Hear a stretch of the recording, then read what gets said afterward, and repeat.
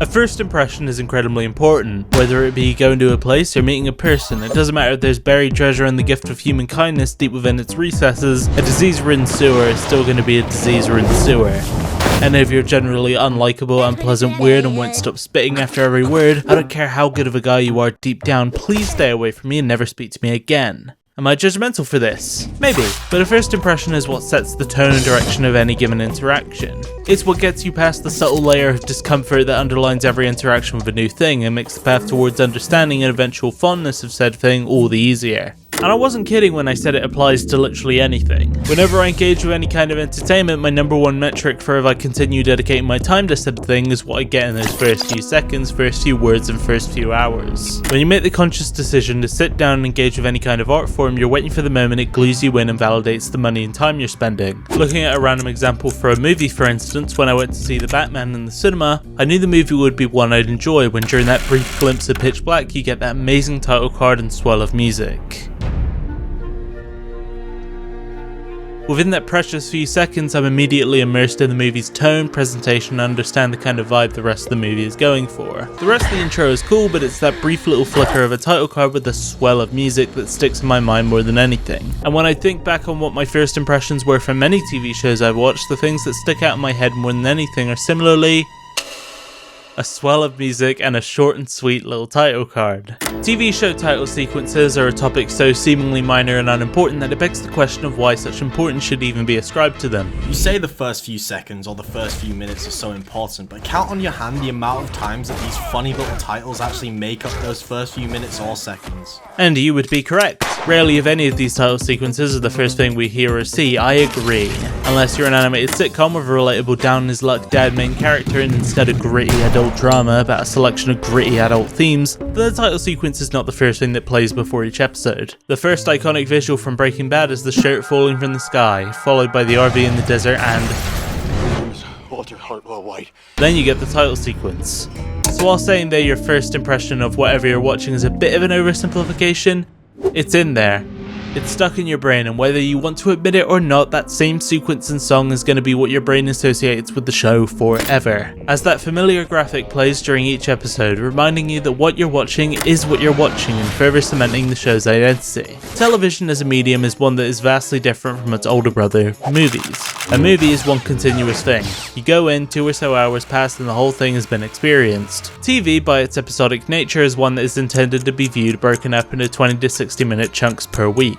And unlike movies, there's so much content competing for your attention that is easily accessible. The way I see it, opening sequences are meant to achieve what that intro for The Batman did for me when I saw it in the cinema. Suck the viewer in and entice them to watch with a short summary of the show condensed into a neat little title sequence that's only a couple of seconds long. Not so much selling you on the story or the characters or anything of that nature, but to sell a mood, a tone, to within its short window leave a mark on your brain and without words sell to you that this is what you should be watching. Breaking Bad's theme tells you everything you need to know of its intro sequence. The music is dark and cold with heavy sounding instruments used to evoke a sense of foreboding tension ready to erupt, which is very much what the show is, a roller coaster of highs and lows, which in its later seasons would only ramp up, as seemingly simple moments would quickly be subverted last second, changing the direction of the story.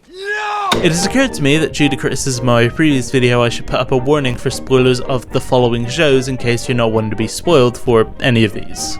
Okay? Okay. Even the very instruments used as well as the sound of the intro makes you think of westerns, which while Breaking Bad is not one explicitly, it does fall under a lot of the same tropes. Desert, lawless land, crime and a whole load of guns and standoffs.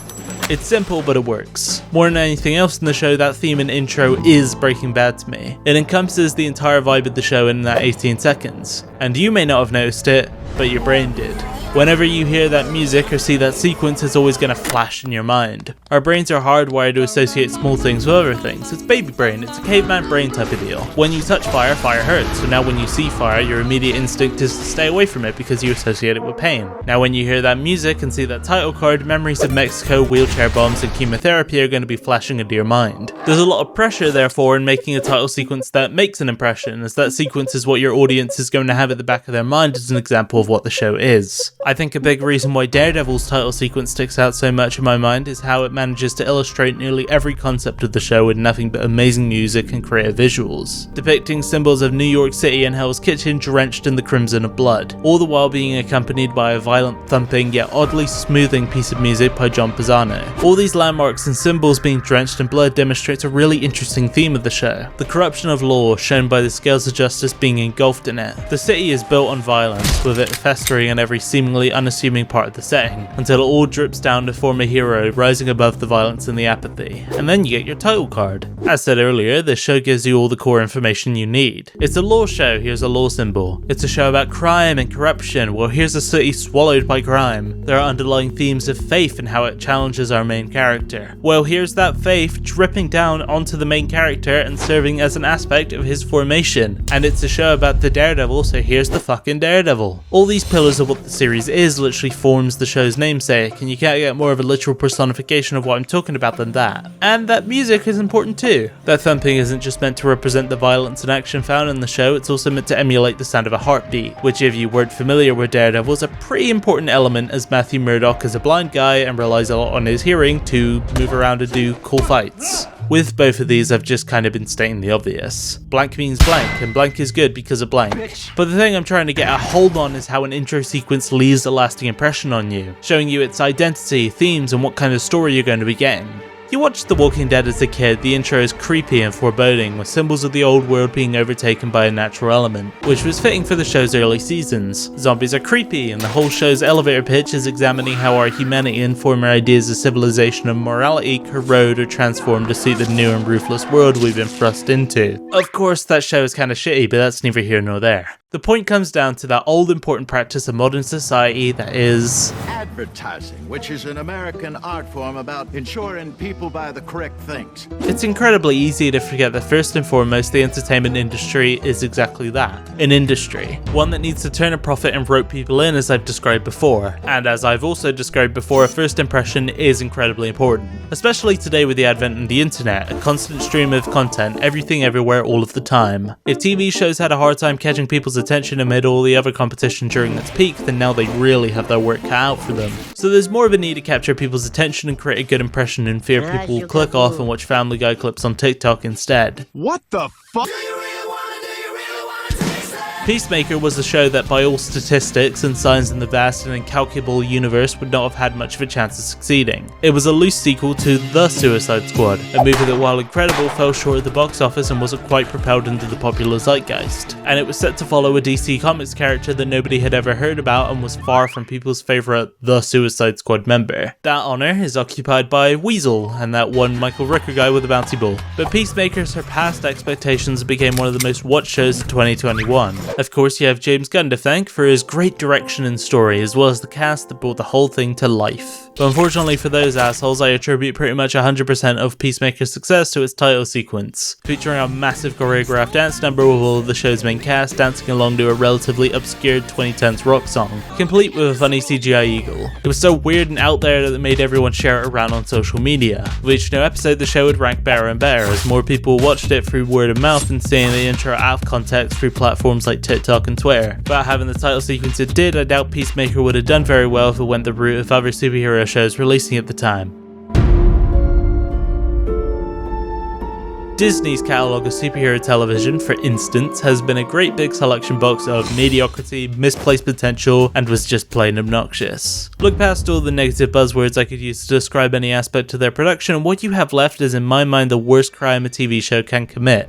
You choose to be nothing! Each show was guilty of the same cardinal sin most of the Marvel franchise falls under. In an attempt to make a homogeneous, interconnected universe, Marvel infamously opts to have all their projects under the same vague umbrella of style and presentation. That's not to say there aren't exceptions to the rule, but broadly most share the same look, tone, and content, and this permeated after the jump to TV. First impressions of making your eyes bug out like a cartoon character when you see them is obviously a massive component of why title sequences are a thing, but most importantly it's for the purpose of identity and making little connections and associations in your caveman brain. Aside from the typical Marvel Splash logo thing, the majority of these shows don't really have any intro sequence to speak of. And to be fair, the reasoning is understandable, as the main pull of these shows is the Marvel Studios banner. And they're on a streaming service where an intro sequence is more of a formality than a requirement or recommendation. But it goes back to the idea of branding. Each of these shows should stand on their own 2 feet as shows disconnected from their franchise, and a neat little title sequence would definitely help to solidify their own identity. The Mandalorian was the first live-action Star Wars show, a franchise that has a very distinct style and sound, but instead of being derivative or letting their IP solely define their identity, Mando defined itself for its own distinct style and sound. Out of all the Marvel shows, however, I'd say the ones that have stood out the most in the public eye have been WandaVision, Loki, and Moon Knight, and I attribute that to the shows veering outside of Marvel's traditional conventions even slightly, giving people unique and recognisable iconography and motifs. WandaVision had the fun gimmick of each episode being a different era of sitcom, and utilised the typical television convention of the title sequence to play around with its medium and add to the story. Loki had a really kick-ass title that instantly set the show apart and gave it its own flair. Its constantly transforming text and weird alien theme is something that's instantly recognisable to that show. Moon Knight I lump in with these for a different reason. It didn't have a title sequence at all really, but it did have some semblance of branding. A Man Without Love, to give the show some credit, was the song used really well, that I now can't help but associate with Moon Knight. Whenever I hear that song, I can't help but make the connection in my brain to that show. Again, it's not a title sequence, but the point I'm trying to make is that it achieved the same sort of result as a lot of other title sequences. It was a small motif used to give identity and make it stand out against everything else. Nobody can say the same for the rest of these shows. They don't have anything else like that. But once again, these feature on a streaming service where an intro sequence is a formality, a medium where the audience picks and chooses what they want based off a picture, description, and maybe a brief sequence of clips. And oftentimes people don't want to sit through a long drawn out opening and just get right to the meat of what they're watching. Stranger Things had an amazing intro that captured the show's vibe perfectly, but there isn't a single person on this planet that watched that thing all the way through every episode. Everybody presses skip after a while. I'd say all in all, however, it's rare that you see a show that doesn't include them in some way, streaming or no. You don't see the long drawn out title sequence that adds up to a minute of runtime anymore as much, but guaranteed you've seen something much shorter. Attention spans are short, and now more than ever you want to rope people in quick and never let up, which is why I'm willing to bet most of you have encountered stuff like this. Title card and swell of music. A brief method of getting tone and a vague story across in a matter of under 10 seconds. Just a quick glimpse of the kind of thing you're going to be getting before you actually watch said thing, you get the idea. This is a method you see used a lot nowadays. It's quick, cheaper than animating a whole minute-long sequence, adheres to modern-day attention spans, and prevents people from pressing that skip intro button. Some shows are really bland with it, and some shitty shows go unnecessarily hard with them.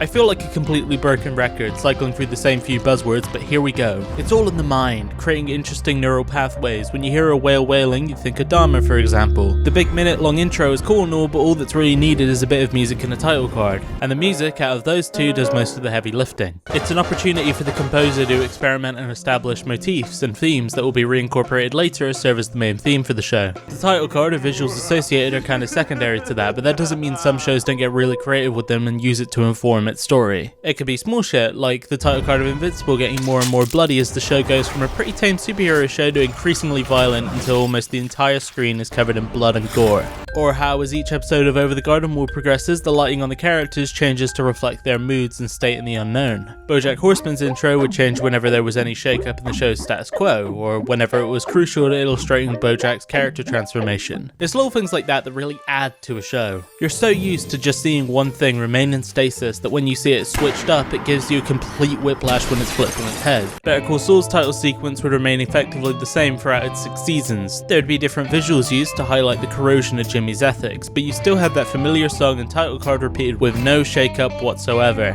which is why in season 6 it had such monumental impact when that expected segment was abruptly cut off. It makes you go, oh shit, this is really the end, things have been leading to this moment, it's about to get serious, making the show feel more engaging as it's using conventions of its medium to tell its story. And I love stuff like that. I said at the beginning of this video that the idea of sitting down and talking about TV title sequences as a topic so seemingly minor and insignificant that it begs the question of why it merits discussion. But it's the identity of the show, it's the backbone that defines it within a short few seconds. It's the repeating and familiar thing that sticks with you throughout several episodes and several seasons. When you see it reincorporated in a new context, it invokes a feeling in you that reminds you of all the show's core tenets it established. And when you see its creators break the fourth wall to subvert expectations and build the story, it recontextualizes the entire purpose it set up. It's an aspect of a show that is both incredibly underrated and looked over, but vital to the show's identity, success, and marketing. It's the first impression you get from most shows you watch, and personally I cannot imagine a lot of shows without it. If that first impression is bland, uncreative, and vapid of any kind of style, personality, or subtext, then my interest as a result is greatly diminished. If your show's backbone and musical elevator pitch has nothing to offer aside from a generic title card with no creativity, then I doubt it would maintain a decent plot of real estate in the mind of its audiences. These title sequences and the songs and visuals found therein, whether your conscious is aware of it or not, is synonymous with those feelings you had when experiencing a show. A bizarre, scatterbrained display of creativity, a dramatic rollercoaster, a classic homage to genre and stories of old. And no doubt I've missed a lot of good shows and examples of what I'm talking about, and if you know any other good intros I've missed, then please leave it below in the comments.